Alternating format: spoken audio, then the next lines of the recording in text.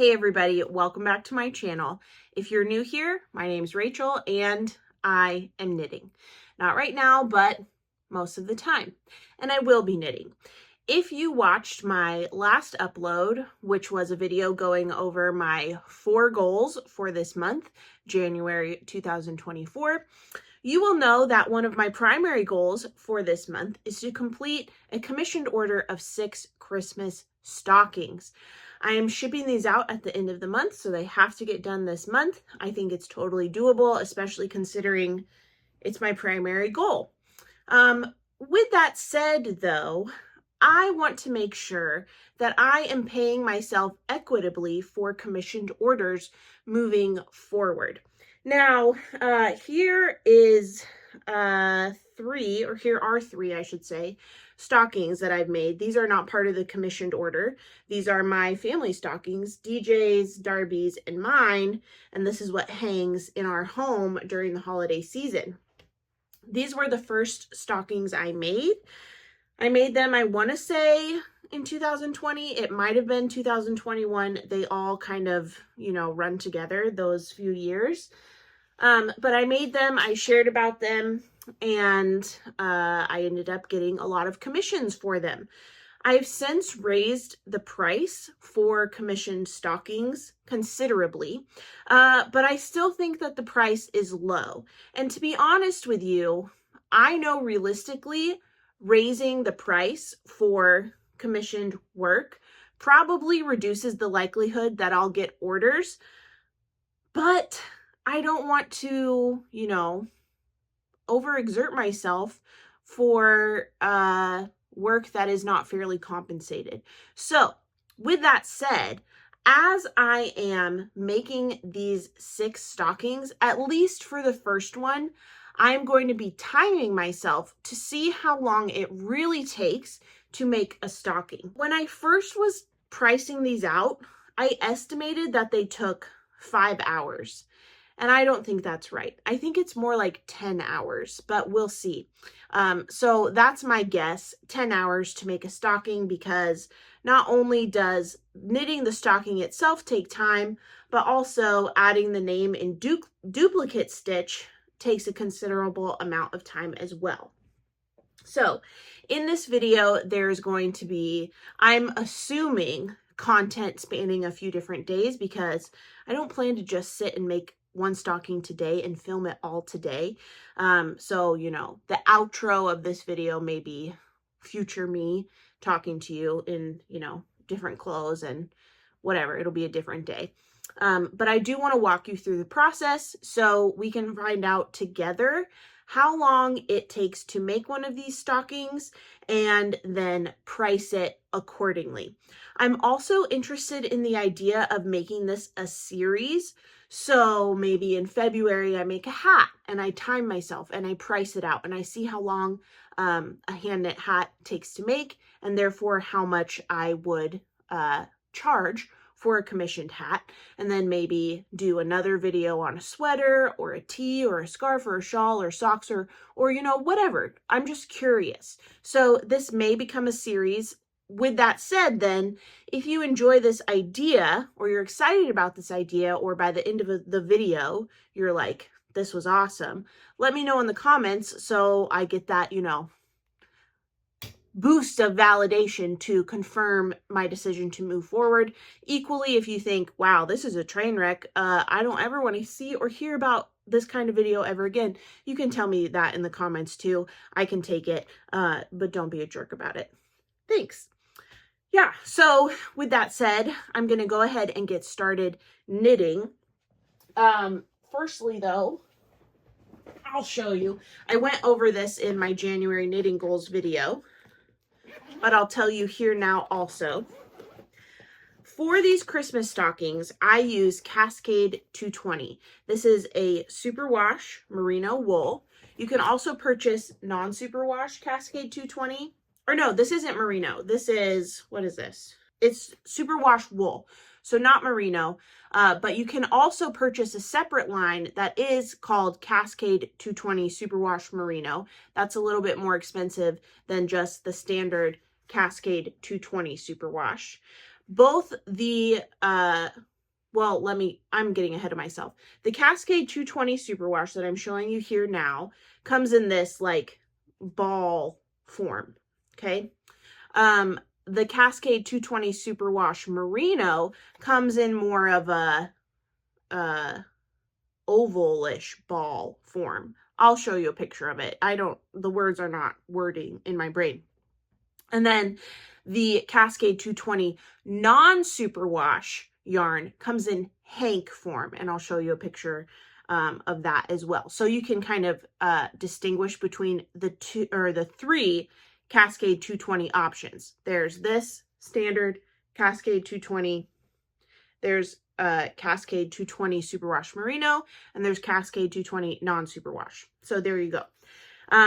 For each stocking, there are 3 colors. Now, between the different stockings, there might be more of one color than the other. For instance, one might have a red toe and heel, another might have a green toe and heel. One might have a green foot with white accents, a red foot, whatever, you get it, okay? There are 6 different designs, and I think 6. I might be wrong on that number, but this is from the pattern pack called Christmas Stocking Collections by, I want to say, Michelle Hunter of Knit Pearl Hunter. I'll fact check myself and put the info on the screen. But you can pick from different designs within that pattern pack. There's a Christmas tree, there are reindeer, there is this angel, there's also a snowman, a red truck, and snowflakes. And there might be one more I'm forgetting. But you can purchase that pattern bundle on Ravelry. Cascade 220 is a great yarn for this. You need 3 skeins, 3 different colors, and you can get 2 stockings out of this set of 3 skeins. Okay, you don't have to use red, white, and green. Of course, you could use any colors you like if you choose to make this pattern, but to just streamline it, all my commissions of this Christmas stocking pattern are in Cascade 220 in the colorways Shire for the green. It's this beautiful, beautiful, almost heathered green. Not your traditional Christmas green, but I think it looks perfect. And then for the red, I use the colorway Christmas Red Heather. Also, I should say the colorways are numbered, so they have names and numbers. But the number for Christmas Red Heather is 1922. The number for Shire is 1918. And then I believe this one is white that I use, which is, it's either white or Aran. I have to double check, but the colorway number for that is 871. So those are the 3 colors I always use for my Christmas stocking commissions. I have the yarn set aside for 6 stockings, and yes, I'm gonna time myself. I should also say that I have worst case scenario, I only need to make 5 stockings because I do have an extra stocking that I made in a previous year of commissions that is one of the same designs that this customer wants. So if I can't make the full 6 in the month of January, I have a backup and I can make 5 and make that work. But I'd like to make 6 because I don't really want to dip into my backup, stockpile of stockings. That I like to have on hand. So now that I've said all that, let's get knitting.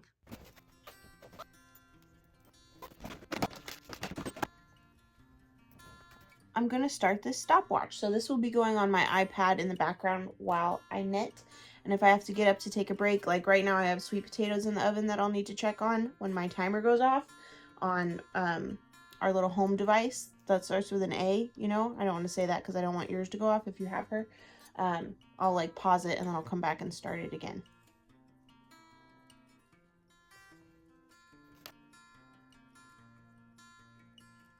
So I just did the Judy's Magic cast on, but I did it wrong and I took it out and I had to redo it. And in the past when I've done commissions, I thought, oh, if I make a mistake, I shouldn't count that towards the time.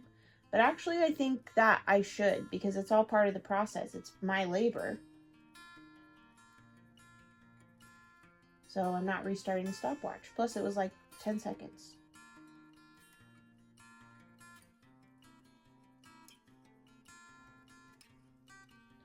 Okay, so I'm at the point in the pattern where I kind of know what I'm doing until the next certain point, so I'm just going to have the stopwatch up.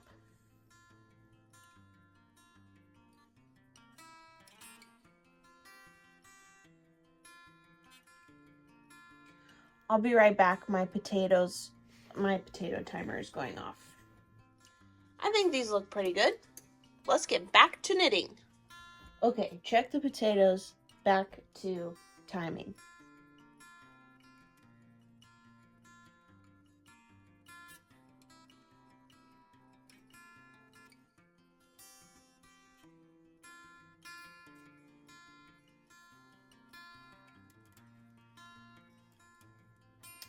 All right, 29 minutes and 1 second, almost 2 seconds, to make the toe.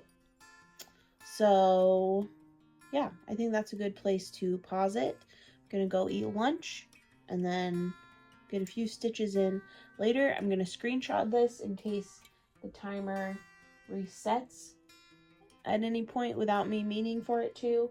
But so far I've worked 29 minutes and I have a toe. Good morning. It's the next day. I didn't work on the stocking anymore yesterday. It was literally that, what was it, 29 minutes? After I stopped working for a bit, where is my stopwatch? I'm not used to the layout on my iPad for all the apps I have because I basically use a very few of them for my knitting stuff. Anyway, got it. Okay, so I worked for 29 minutes and almost 2 seconds yesterday. DJ and I went to the library. We watched a movie.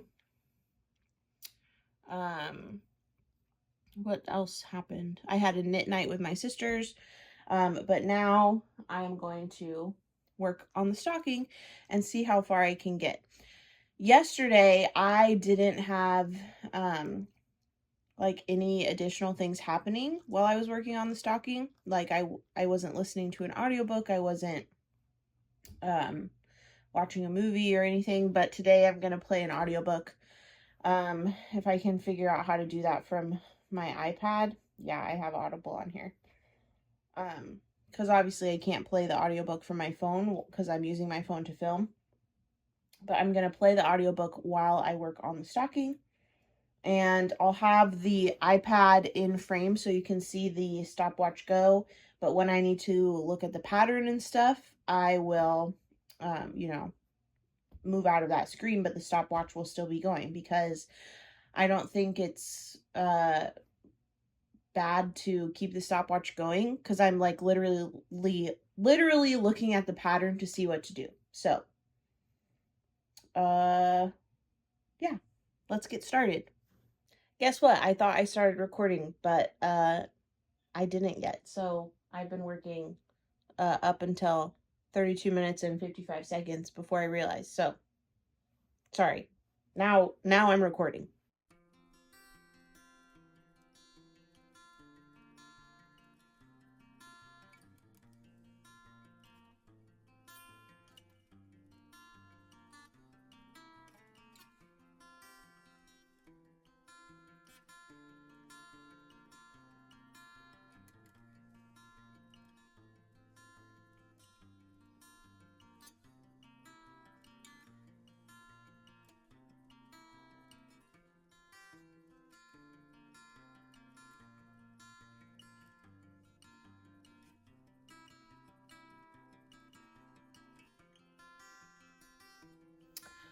All right, we're at the 2 hour, 11 minute, and 23 second mark. So this is how far I've gotten it in just over 2 hours.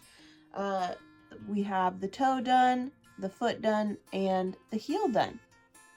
So now it's on to the leg, but I'm gonna pause this now and run some errands, do some other things today, and come back here when I work on this next. But just like last time, I'm going to take a screenshot of where the timer is, just in case this gets messed with on accident. And yeah, 2 hours in. All right, today is Tuesday, January 9th, and I haven't worked on the stocking anymore since I left off in that last clip. So I'm going to be working on it today. Again, let me get everything situated here. I kind of got disorganized without meaning to. But again, like the other day, I'm going to be listening to my audiobook while I knit this up. So it's still at 2 hours and 11 minutes. So I'm going to get that started, get my audiobook going, and keep working on this stocking.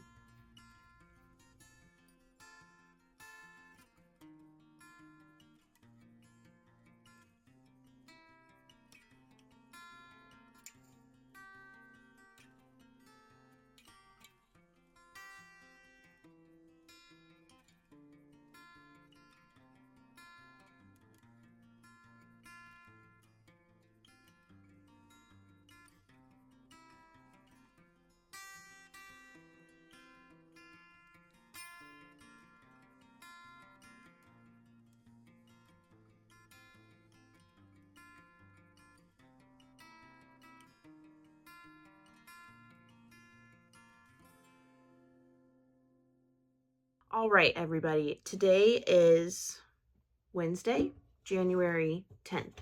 So, as you know, I have finished the stocking, and I have some tools here with me to determine the whole point of why we're here, which is to determine the cost, the equitable cost of a hand knit stocking. So I have my iPad down here in front of me, and what I am doing is trying to get organized so I have all the relevant information in front of me. Also on my desk, you may be wondering, why in the world is she holding a bowl? I have a kitchen scale, which is actually a craft room scale because this is where it lives. This is the scale that I use to measure the grams of skeins and finished objects, etc. So in the bowl, I have the scraps that are now in existence from knitting the stocking. I am going to count the scraps, and I will tell you, I'll walk you through that in a minute. I probably should have got organized and set up before I hit record, but I didn't, so here we are. I told you I have my iPad. I also just grabbed the stocking. So here is the complete stocking. This took 5 hours, 53 minutes, 5 hours, 53 minutes, and 3.2 seconds. Numbers confuse me sometimes, so sorry for the brain freeze. So just shy of 6 hours. That is less time than I thought, so I'm happy with that time. And as you can see, the stocking turned out great. There are a few different strategies that you can implement when knitting these stockings, when it comes to knitting the names on, or adding the names onto the stocking. You can either knit this white section, just the white yarn, and then add the names after the fact with duplicate stitch. I decided not to do that because I don't enjoy doing that. I hate it. Like when I'm knitting these stockings, I think, oh, I'll just knit these rows really quickly in white and I'll add the duplicate stitch afterwards and it will be no big deal. But then when it comes time to actually add the duplicate stitch, I hate myself, and I'm so mad at the past version of myself for not looking out for the future version of myself, because it's just such a pain in the neck to like feel like you're done with something and then have to stitch on the name. So all that to say, when I was knitting this, I added the name in colorwork. Now you may have noticed, or I don't know, maybe I'll tell you in a voiceover so you already know this, but when I finished this, I didn't like how you could obviously see the red floats behind the white. So I did end up going back and snipping the floats and securing them with knots and fray check. So the red wouldn't show up in these white sections. So that's what got me to the final number of 5 minutes, or 5 hours and 53 minutes. Okay, now let's talk about the strategy of pricing these. In my mind, there are two straightforward ways to price your handmade items. The first is to price it by the time invested. And obviously this is something that I had in mind because I timed myself, right? The other way to calculate your price for a handmade item is to go by the yard. So this would mean the yardage of yarn used. Okay, so what I'm going to do after I talk you through my pricing calculations is I'm going to price out based on time and price out based on yardage and see where they align and maybe where they diverge. So last night on Instagram, I did put up a few question boxes in my stories asking people how they go about pricing their handmade items.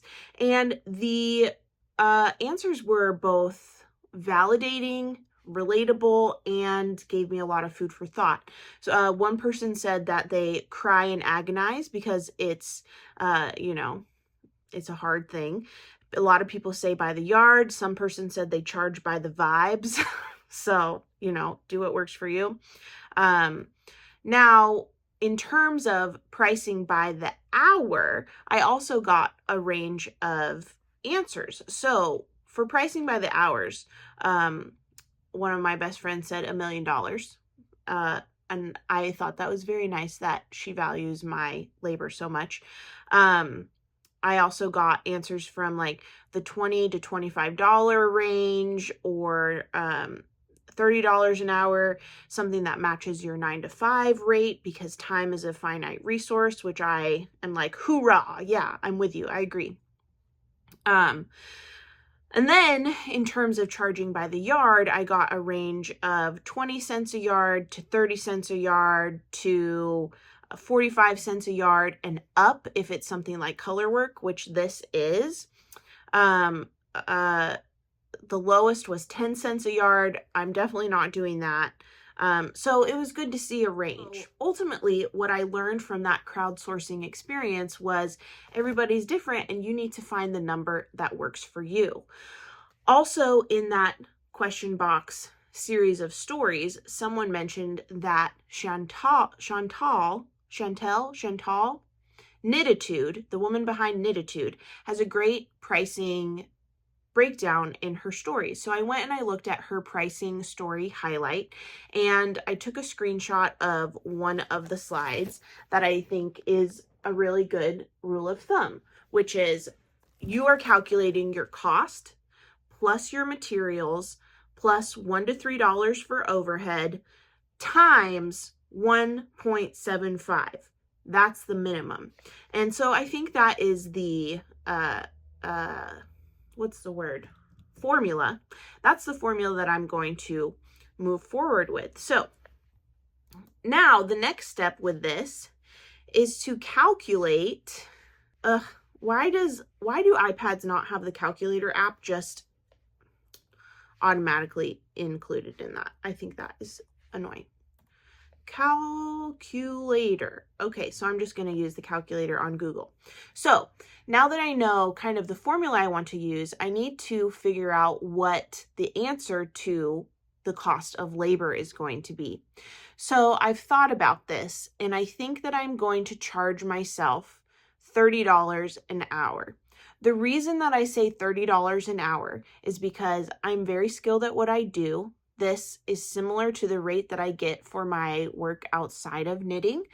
And this is art. This is an heirloom piece. This is not something that you can just go and get easily. It takes a lot of skill to be able to do this. So $30 an hour. Now let's multiply 30 times 5. Oh crap. Now I realize I have to figure out what 5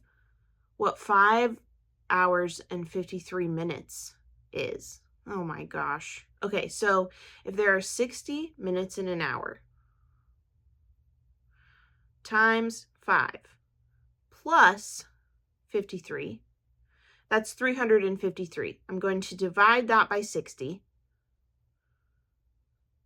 Okay, so it was 5.88 hours. Okay, 5.88 hours that this stocking took to make. I'm going to multiply that by 30. $30 an hour, and that is $176.50. Okay, so we're in the right ballpark here. $176.50 plus $1 for overhead times 1.75. This is the profit margin, meaning that if I were to outsource this and pay someone else to do this, then there needs to be a profit margin. So I'm multiplying I'm multiplying 177.50 cents times 1.75, and that gets us to $310.62. Okay, that's a lot. Now I'm just curious, what would it be if I charged myself $25 an hour? So I'm multiplying 5.88 by 25. That's 147 plus $1 for overhead times 1.75. Okay, that's 259. So we're in the range of $250-ish to $300-ish. That seems like it's in the right ballpark. Now let's figure this out based on yard. So to figure out the yards, I am going to weigh the stocking as well as the scraps. And the reason that I'm doing that, oh my gosh, never mind, hold on. We can't do yards yet. We still have to calculate, oh my gosh, we still have to calculate the price when it's hourly because I didn't account for cost of materials. Okay, so let's continue with the $25 an hour mark, just to see where it's gonna go. So if we're at 5.88 hours times 25, okay, we're 147 plus $1 for overhead times 1.75, that's $259. I did not account for the cost of materials. This is what I have left of those 3 skeins, and I'll get another stocking out of it. Now, Cascade 220 can be purchased anywhere from $11 to $13 a skein. If I had a commissioned order for 1 stocking, the price of materials would be $33 to $39. Now, I can get two stockings out of this group of 3. So really the cost of materials is half of that. So what, $16.50 for cost of materials? But I think that if you're charging for a handmade item, your cost of materials is not, like, how do you figure that out? Do you charge for half the skein when you would have to buy the full skeins anyway? This is an order for 6 stockings, so the cost of materials is different. Like, should I count half a skein as cost of materials or the full skein?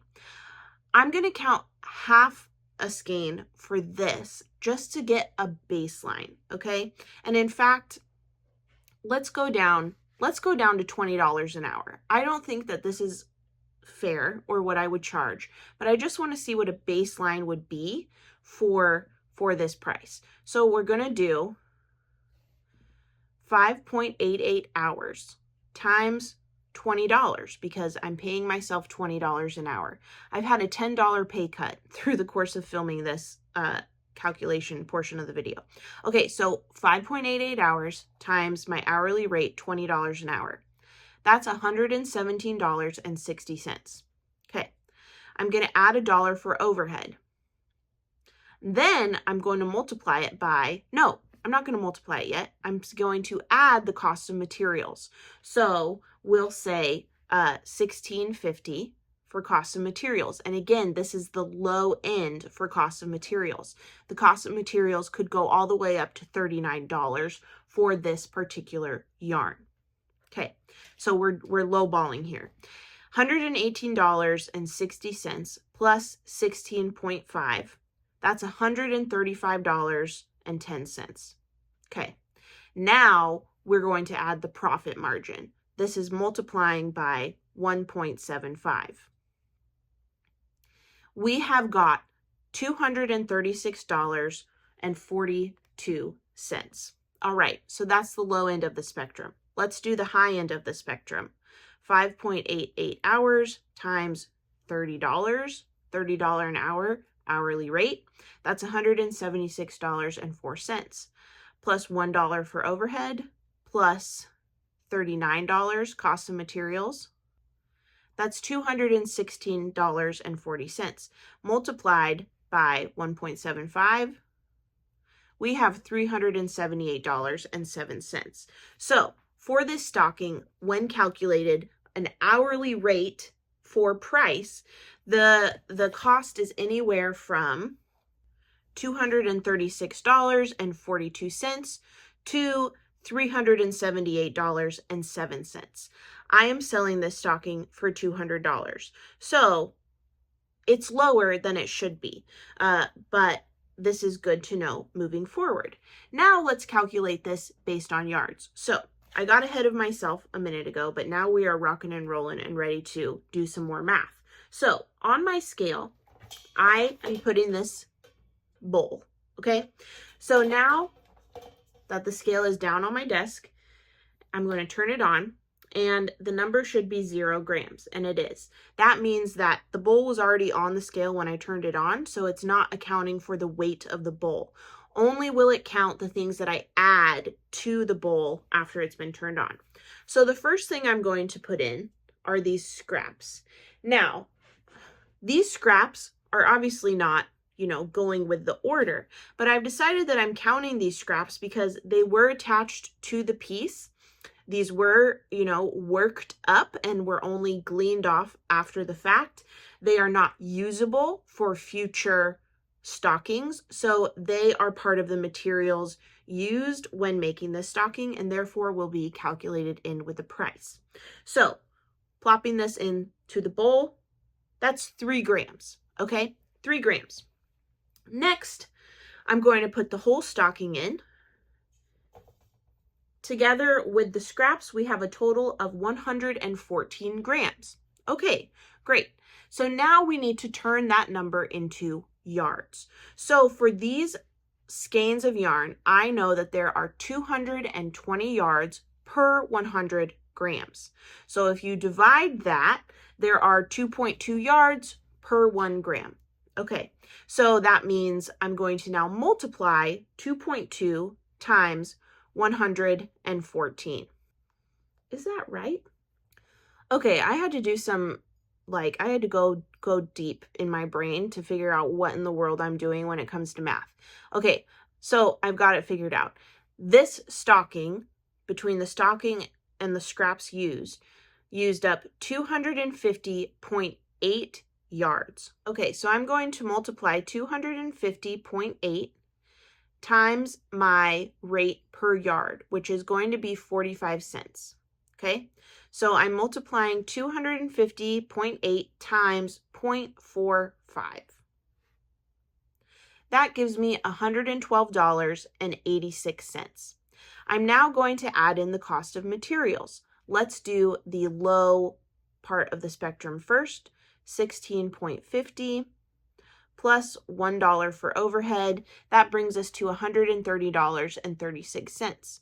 I'm now going to multiply it by 1.75 for my profit margin. That brings us to $228.13. Now let's do that same calculation with the high-end cost of materials. So we'll have 250.8 yards times 45 or 0.45 for 45 cents plus $1 for overhead plus $39 for cost of materials. That brings us to $152.86.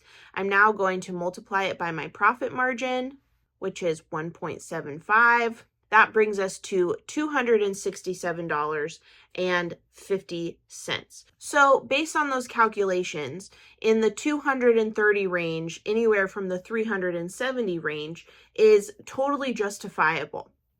And I will say also, at the end of the day, we have to decide what is the rate we're willing to work for. If $378 is not enough for you to spend 6, 7, 8, however many hours it would take for you to make a stocking, then don't charge $378. Charge what you value it to be and what you value your time to be. And if people don't want to pay you that, then you are not shortchanging yourself and what you value your time as. Okay, now I'm glad that I did these calculations, and I'm glad that I timed myself, because I'm able to see the range of what I could charge per yard versus per hour. And they're not too different. You know, the range is from anywhere from $230 to $370, and that range can stretch whether that is by the hour or by the yard.